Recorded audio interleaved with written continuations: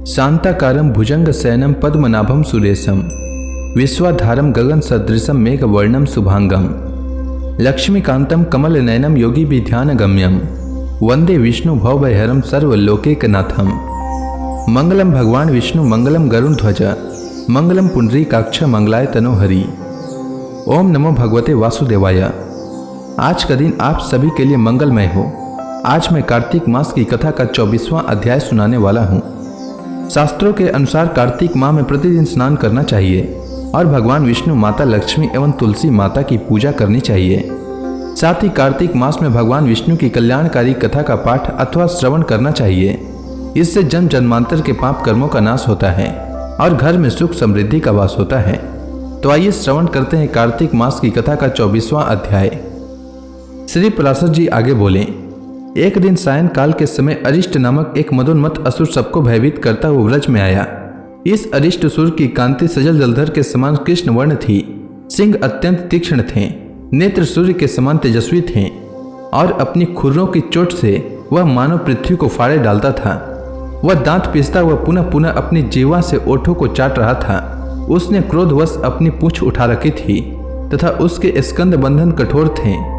उसके कुहान और शरीर का प्रमाण अत्यंत ऊंचा और दुर्लंघ था।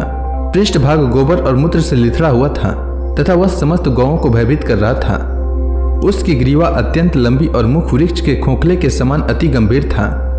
वह वृषभ रूपधारी दैत्य गौओं के गर्भों को गिराता हुआ और तपस्वियों को मारता हुआ सदा वन में विचरा करता था।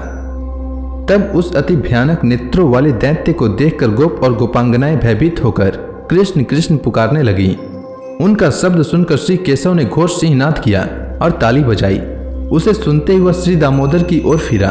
दुरात्मा वृषभासुर आगे को सिंह करके तथा कृष्ण चंद्र की कुक्षी में दृष्टि लगाकर उनकी ओर दौड़ा, किंतु महाबली कृष्ण वृषभासुर को अपनी ओर आता देख अवहेलना से लीलापूर्वक मुस्कुराते हुए उस स्थान से विचलित न हुए। निकट आने पर श्री मधुसूदन ने उसे इस प्रकार पकड़ लिया जैसे ग्रह किसी क्षुद्र जीव को पकड़ लेता है तथा सिंह पकड़ने से अचल हुए उस दैत्य की कोख में घुटने से प्रहार किया। इस प्रकार सिंह पकड़े हुए उस दैत्य का दर्प भंग कर भगवान ने अरिष्टासुर की ग्रीवा को गीले वस्त्र के समान मरोड़ दिया। तदंतर उसका एक सिंह उखाड़कर उसी से उस पर आघात किया, जिससे वह मां दैत्य मुख से रक्त वमन करता हुआ मर गया। जंब के मरने पर जैसे देवताओं ने इंद्र की स्तुति की थी, उसी प्रकार अरिष्टासुर के मरने पर गोपगण श्री जनार्दन की प्रशंसा करने लगे।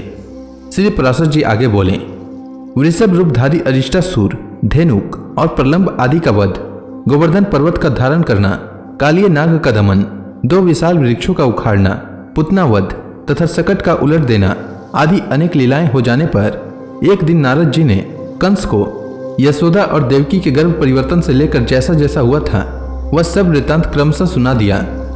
देवदर्शन नारद जी से ये सब बातें सुनकर दुर्बुद्धि कंस ने वासुदेव जी के प्रति अत्यंत क्रोध प्रकट किया। उसने अत्यंत कोप से वासुदेव जी को संपूर्ण यादवों की सभा में डांटा तथा समस्त यादवों की भी निंदा की और यह कार्य विचारने लगा, यह अत्यंत वीर बालक बलराम और कृष्ण इससे पहले पूर्ण बल प्राप्त कर ले, मुझे इन्हें मार देना चाहिए, क्योंकि युवावस्था प्राप्त होने पर तो ये अजय हो जाएंगे। मेरे यहाँ महावीरशाली चाणूर और महाबली मुष्टिक जैसे मल्ल योद्धा हैं। मैं इनके साथ मल्ल युद्ध कराकर उन दोनों दुर्बुद्धियों को मरवा डालूंगा। उन्हें महान धनुर्यज्ञ के लिए व्रत से बुलाकर ऐसे ऐसे उपाय करूंगा जिससे वो नष्ट हो जाएंगे। उन्हें लाने के लिए मैं स्वफलक के पुत्र यादव श्रेष्ठ सूरवीर अक्रूर को गोकुल भेजूंगा। साथ ही वृंदावन में विचरने वाले घोर असुर केसी को भी आज्ञा दूंगा, जिससे वह महाबली दैत्य उन्हें वहीं नष्ट कर देगा। अथवा वे दोनों वासुदेव पुत्र गोप मेरे पास आ भी गए तो उन्हें मेरा कूलिया पीड़ हाथी मार डालेगा। श्री पराशर जी आगे बोले, ऐसा सोचकर उस दुरात्मा कंस ने वीरवर बलराम और कृष्ण को मारने का निश्चय कर अक्रूर जी से कहा। कंस बोला, हे दानपते, मेरी प्रसन्नता के लिए आप मेरी एक बात स्वीकार कर लीजिए। यहाँ से रथ पर चढ़कर आप नंद के गोकुल को जाइए।